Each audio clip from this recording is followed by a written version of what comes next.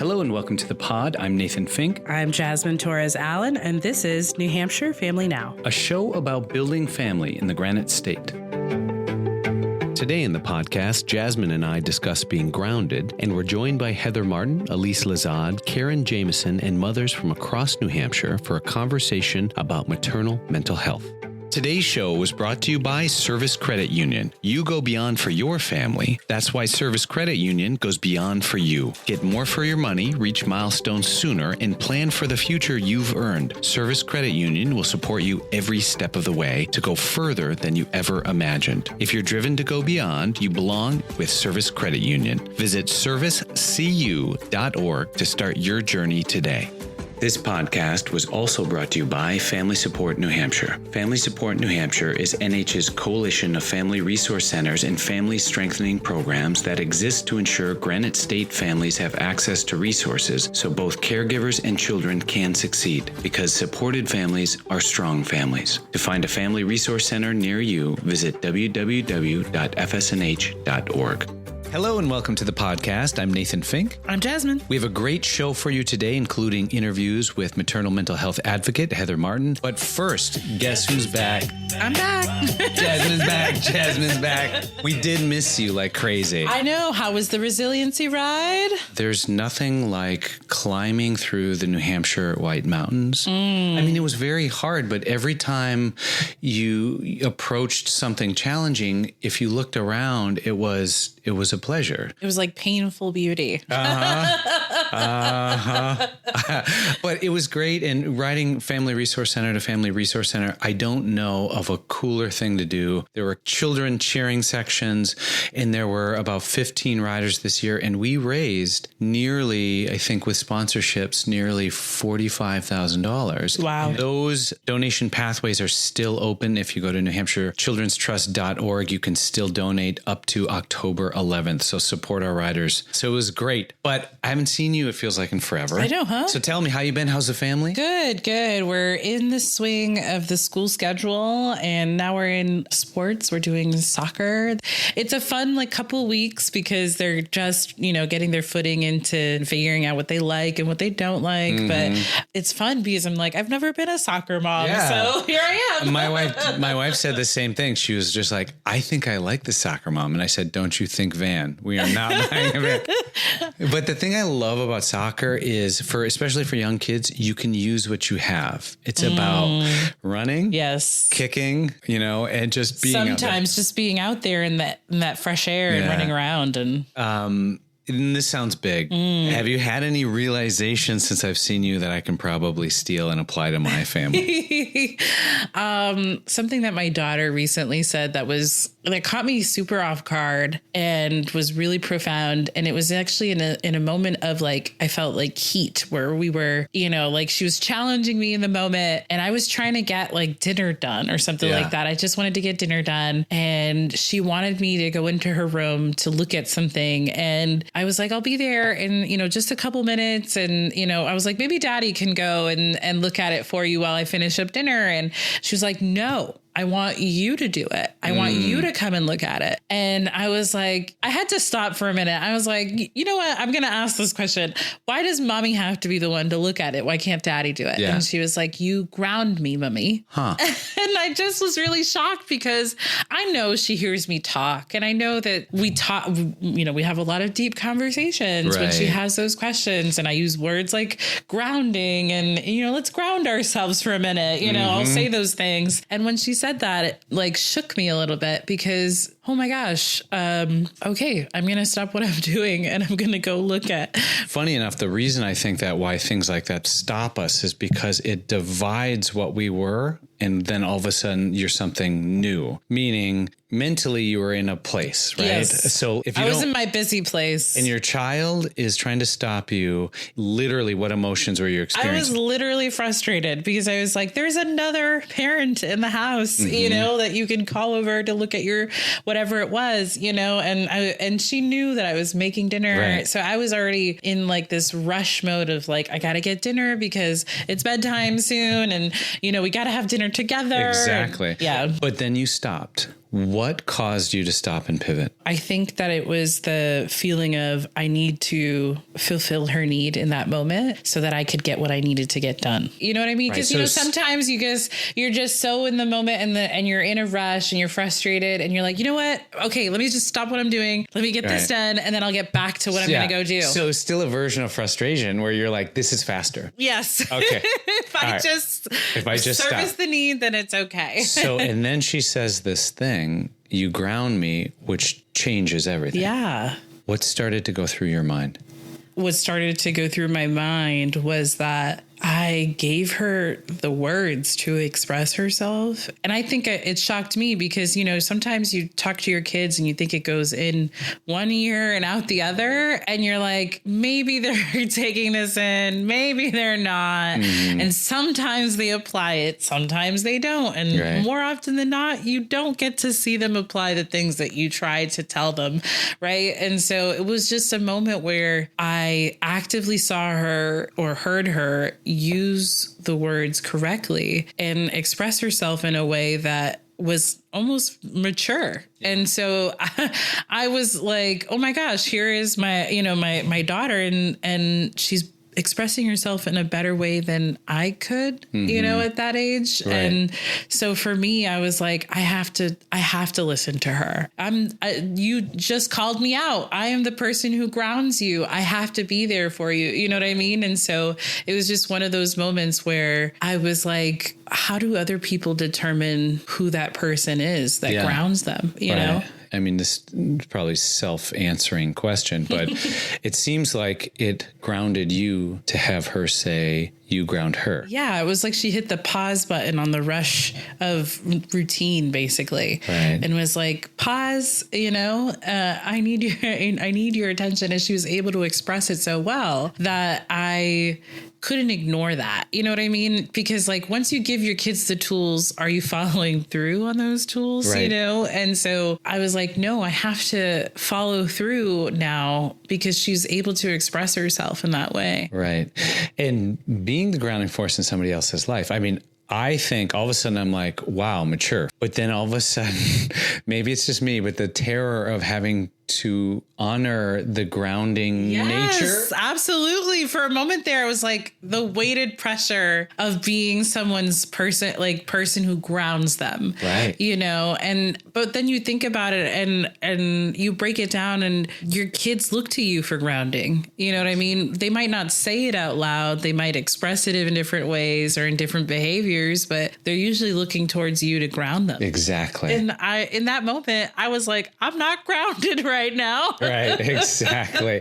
I keep thinking about this in terms then of us, even as adults, because we need to be grounded too. Yeah, we cannot be untethered now, and that leads to kind of this idea of social connections, concrete supports, where you get them either from your local family resource center or your friends, or your schools, or your pediatricians. Well, it made me start thinking. I'm like, who's the person who grounds me? And but maybe it's your partner, maybe it's not. And sometimes it's your best friend, or maybe it's your community that you look to, or maybe it's your faith community. You know what I mean? Those are those individuals in your life that you look for. And so it just made me sit down and think about who are the people who make me feel grounded? Well, it certainly will change over time because, I when I think about my childhood, I think about obviously those parental figures, but I lean into my brothers and sisters. Yeah, absolutely. Right? And I think maybe that's why it was such a tough moment when my oldest brother died, that all of a sudden your package or unit of grounding is -1, right? So then you start to deal with obviously grief and the idea of suicidal ideation and all those things. Mm-hmm. But I also think that was tempered by the fact that quite literally my grounding force now is my wife. We are in this together, right? And you and I talk about this a lot, about that connection, that adult connection with somebody in your life. And it doesn't have to be a spouse. No, it can be your best friend. It could be your faith community, maybe someone in your faith community. Maybe there's someone out in the community that's your person that you go to, that after you're with them, you feel good. Right. And you feel solid, you can get through those things. Exactly. And off mic, we were just talking about, energy vampires and those in your those in your life. And I think I'm bringing this up though, because I think realizing what fills your bucket, realizing who fills your bucket and who's there to listen to you and how you act as a community member to listen to others. Yeah. I like to say that, like, how we have an emergency list of phone numbers that we have for, fire, safety, emergency, what's the list of numbers of people that will fill up the bucket when it feels very empty? Who's the text that you'll send out? Like, I'm feeling really, really down today. Yeah, that's interesting. Yeah. Like, we should all have like a little emergency list, whether it's one number, two numbers, three numbers, whatever. But it's that one number that you can say, my bucket is so empty right now. But thinking about that and bringing it back to being a caregiver, I think that this is why it's so important, that we are our children's safe spaces. We are actually, there's only one number on that list, maybe two if you have a household that has two parents, or maybe three if it's if there's a grandparent involved. But in that role, we are that number. So I think what you did with your daughter is so critically important. And maybe that's why I want to know, how do I get to that pivot? And I think it was one of the podcasts,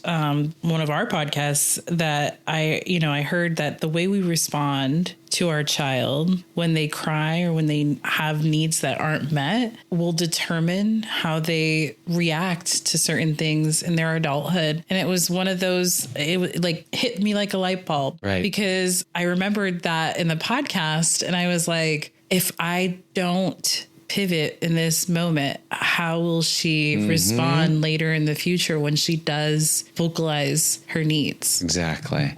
That's the idea of brains are built, not born. And I think that's why it's also so important to make sure the caregiver is supported, so that they can then support the development of another human being. Absolutely. Yep. And that's why I like to reach out to my friends. Sometimes I'll send a text or a voice. Sometimes I send voice messages to my friends, because sometimes people don't vocalize when their bucket is empty. Oh, yeah. And they're so in the thick of life, and getting that one text message or that voice message from a friend that says, you're doing okay, you're going to get through with this. Be honest. Am I on that list? I don't know. We'll see. I'm going to take that as there's a chance. We're going to take a short break, but when we come back, we discuss maternal mental health with Heather Martin, Alysse Lizotte, and Karen Jameson. Don't go anywhere. Today's show was brought to you by Bank of New Hampshire. For 193 years, Bank of New Hampshire has put customers and communities first. With the expertise to help you realize your goals, their technology makes banking easier, and the friendly faces will make you want to visit in person. Want a bank that has your back? Bank of New Hampshire are your people. For more information, visit bnh.bank or call 1-800-832-0912. Member FDIC. Today's podcast was brought to you by Dartmouth Health Children's. As the only comprehensive pediatric healthcare system in the region, Dartmouth Health Children's promotes health, advances knowledge, and delivers the best patient and family-centered care for infants, children, and adolescents. Shared knowledge from expert providers across the system increases their ability to care for patients and families close to home. From annual checkups to specialized treatments, Dartmouth Health Children's is dedicated to ensuring all children live their happiest, healthiest lives. For more information, visit childrensdartmouthhealth.org. That's childrens.dartmouth-health.org. Today's show was also brought to you by NFI North. For more than 40 years, NFI North has served as an indispensable nonprofit resource for delivering mental and behavioral healthcare services to children, adults, seniors, and families across Maine and New Hampshire. To learn more, visit nfinorth.com.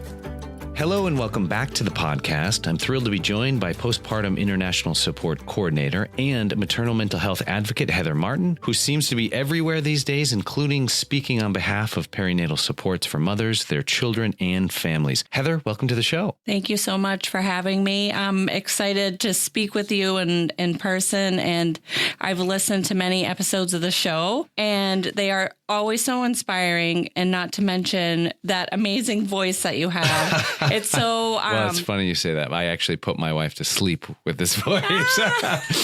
And I wasn't being facetious. Every picture I see of you these days, you're somewhere. You're in Washington. You're in front of a state legislature advocating. So tell me, what are you advocating for? So many things I'm advocating for. I'm advocating for moms and families. It started a few years ago. I was asked by wonderful NAMI New Hampshire to testify on expanding postpartum Medicaid coverage here in New Hampshire because we only had coverage for mothers 60 days, and they were cut off at that point. And when we talk about maternal mental health, that just can't happen. Right. Women suffering from maternal mental health can have symptoms up to a year, sometimes longer. So cutting off that coverage for them just could not happen. And what I realized by being in that room testifying was the power of my voice. One story, one person can change the direction that legislators want to turn. And if they don't hear your voice, they're not knowing what these issues are. Right. And I don't think a lot of legislators in that room were thinking about maternal mental health when it came to that coverage. Right. They think about physical health, but I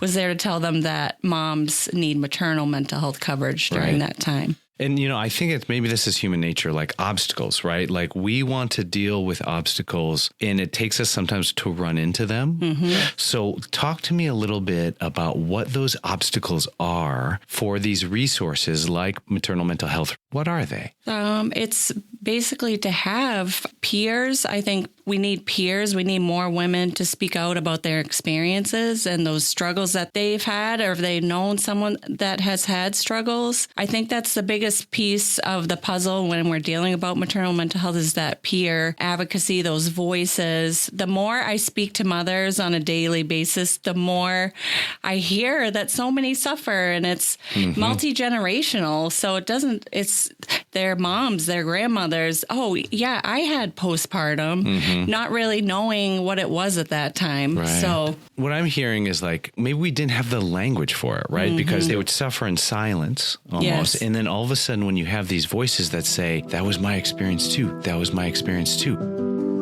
Alysse Lizotte, Family and Youth Program Director at TLC Family Resource Center.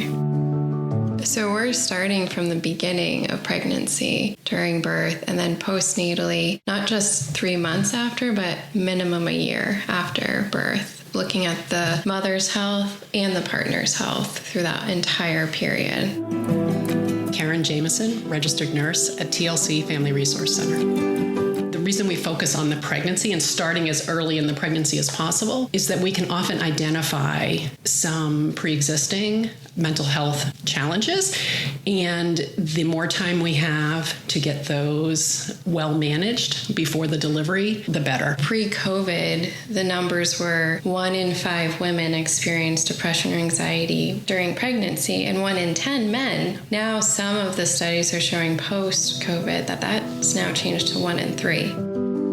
Right after I had our daughter, I had 6 months of dissociation, and then I was fine. Our second child, our son, I spiraled. I call it my record player because, I have a lot of past trauma. It just starts playing over and over again. It's you're stupid, you're dumb, you're ugly, you're fat, you're this, you're that, and your mind just keeps going and going and going in circles. A lot of things like anxiety around being near my friends. It took me a while to come to terms that my postpartum short-lived alcoholism probably was a form of dealing with depression, the stress.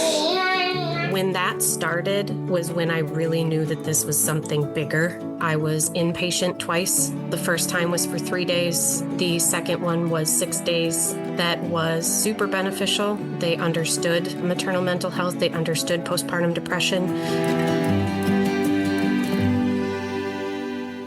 So I keep thinking about stigmas, though, because a lot of times when people suffer in silence, they suffer because they're either holding a stigma internally or there's a stigma out there. So talk to me a bit about what these stigmas are and where are they coming from? I think stigma in general when we talk about mental health, right? Right. So for moms, we really feel like there's this need to do it all. And that's why we hold it in, because we don't want others to know that we're struggling and we're not superwoman. Like everybody tends to feel like you have to support everybody. And especially postpartum, we need to be supporting the moms. Right.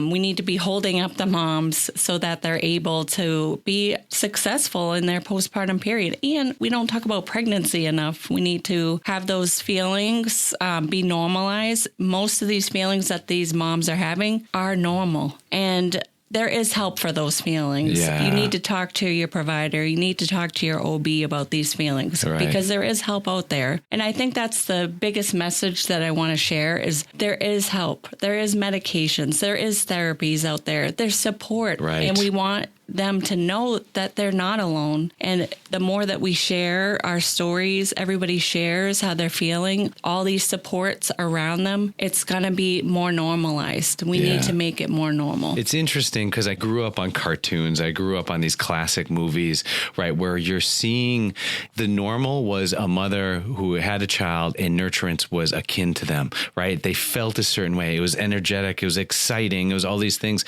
And nurturance was the baseline. Where now that I'm a parent, I realize you have to learn nurturance, right? You just went through a traumatic event. Your life is upside down. That's actually the normal. Right? And that you have to learn that. So how do we get from a place where the normal is actually not what we grew up with? Yeah, it's all about that education. And I'm a huge advocate for education during pregnancy. So we need to plan for that 4th trimester, we call it, right? We do all these visits during pregnancy.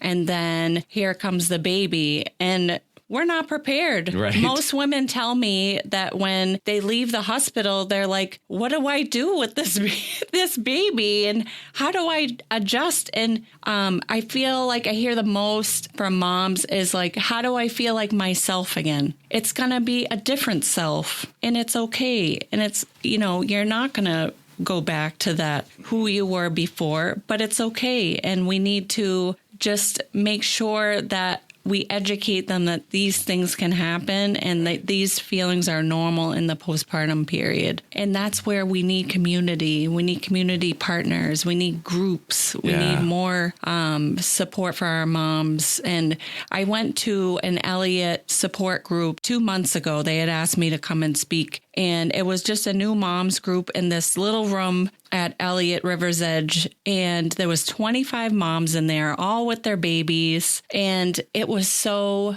inspiring. This was a community of mothers. And it wasn't just about mental health. It was just everyday struggles, going back to work, childcare, all these issues, they all come together. And that's part of mental health is that community and feeling supported. So how amazing all these mothers getting together. They get outside of that group and they get together and they're just all going through this together. Right. I keep thinking now about the protective factors, social connection, like what you're saying. It helps distribute the load of what you didn't know because you can't possibly know what this is like, but you can start to prepare. I think about concrete supports or resilience. Like you were just talking about resilience and this idea. We think about resilience as bouncing back into original form, but that's not how resilience works. It's bouncing to the form you're in and understanding what you need now for this, because it is different. Yes. We're a different couple. My wife and I are a different couple. We're a different household. We think about our life in Chicago, of all places. That's not a marker of who we can be. It's here. So when we think about postpartum challenges, what are some of the behaviors and thoughts that we can notice in ourselves that might make us think, oh, support would help me? It is extremely unique to the person. It really can look different per family. Many people have a roller coaster of emotions and they can be extremely happy one minute and extremely aggravated the next, extremely sad. It can look like OCD. It can look like fear. It can look like detachment. Intrusive thoughts and normalizing that 90 some odd % of women experiencing them. It could be you're in the bedroom and your baby's crying and there's a pair of scissors right there and there's a intrusive thought of just grab the scissors and stop the crying. And immediately you feel that shame of like, where did that come from? Where did that thought come from? Why did I think that thought? Right. It's those little tiny thoughts that come and go as quickly as you breathe in. A lot of what ifs. Like what, as you're holding the baby, what if I just dropped this baby? What if my arms just failed and I dropped this baby? And when I meet with somebody who's newly pregnant and enrolled in our program, I hear so frequently, I'm worried I'm going to have postpartum depression. And I think the movies and society present this picture of postpartum depression, and that for years was what we called it, postpartum depression. And we knew it didn't encompass all of that women and fathers and people were experiencing, but that was the term, postpartum depression. And it was characterized strictly by the mom that couldn't stop crying. Mm-hmm. And we know that's not always how it looks. So I think the biggest thing that we ask when we do a lot of screening, right, is that it's like a persistent, just feeling low, not wanting to do anything, and just it's persistent. You're going to have those feelings of like, you know, my life is not going to be the same. I don't feel like myself, but it's persistent, you know, worry, depression, anxiety. Those are the symptoms that we want moms to reach out for help. My definition of persistent might be different. Mm-hmm. So how do we then say, this is what persistent looks like? It's just like a sudden mood change. And, you know, you're not wanting to wake up. You're not wanting to get moving and get the day going. You're not wanting to get out of the house and do things that you normally do. Right. Moms can do things that they used to do before they became pregnant. So we just need to adjust to that. And sometimes mom need help to adjust to that. Right. Whether it be medication, therapy, there's many different options for moms.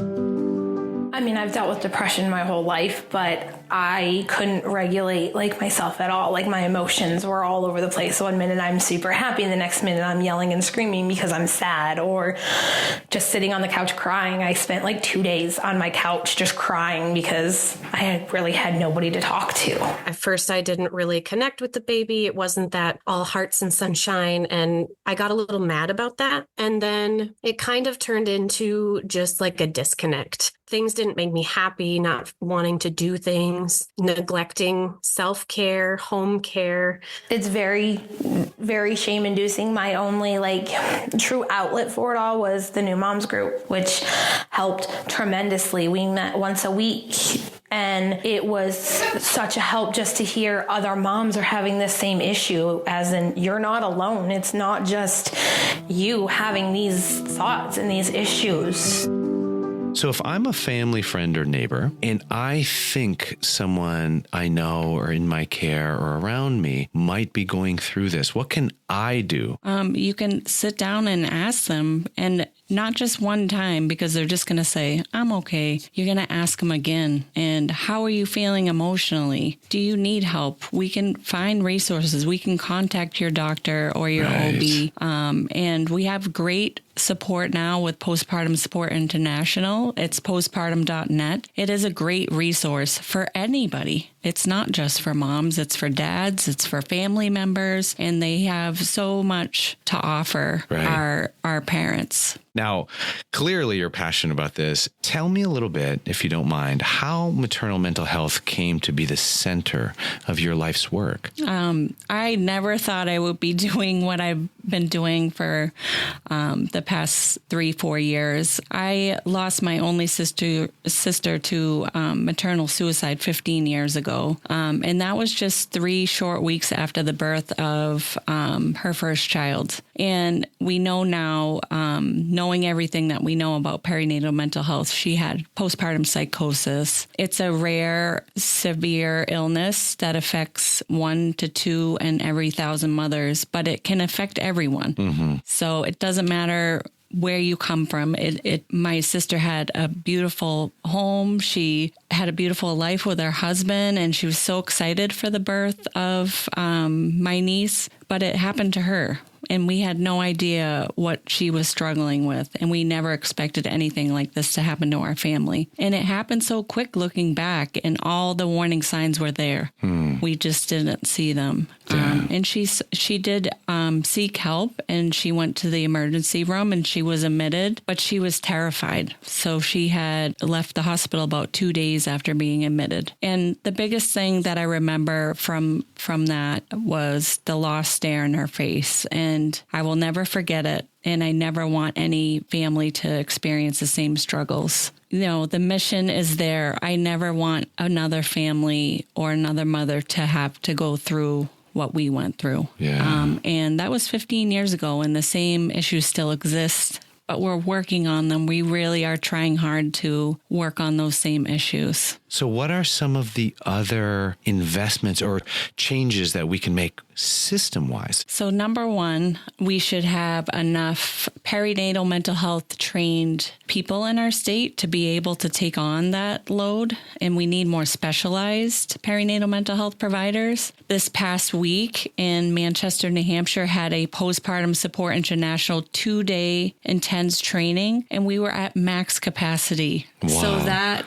is so very exciting for our state, and that will bring up those numbers because these people that had taken the training, they can go on to become perinatal mental health certified. Also, my dream would be for our state to have a safe space for moms, whether it be intensive outpatient treatment. There are models that are successful that you can go and have intensive outpatient treatment and, still go on with your daily life. And it's connecting with people like TLC or other agencies who provide the supports. We might not have all the treatments they need, but we know who to connect them with to receive those. This is a judgment-free zone. This is a safe place to share these things. And we frequently talk about these topics. And we are hosting what is called a Climb, and that's in partnership with Postpartum Support International. We're raising funds for them because they host many virtual groups for mothers, and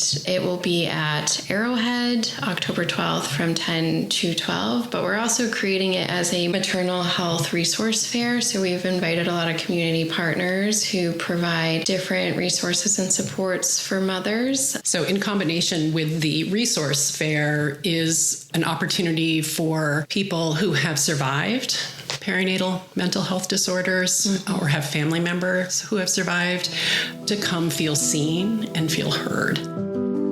The best advice I can give is tell someone that you love and trust.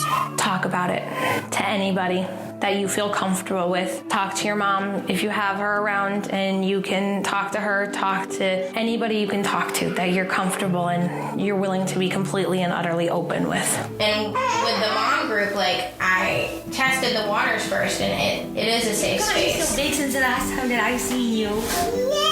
Yay! Find a care team and give yourself grace. And if someone you know may be in need of support, urgent or otherwise, we now have a national maternal mental health hotline. Talk or text 24/7 at 1-833-TLC-MAMA. That's 1-833-TLC-MAMA.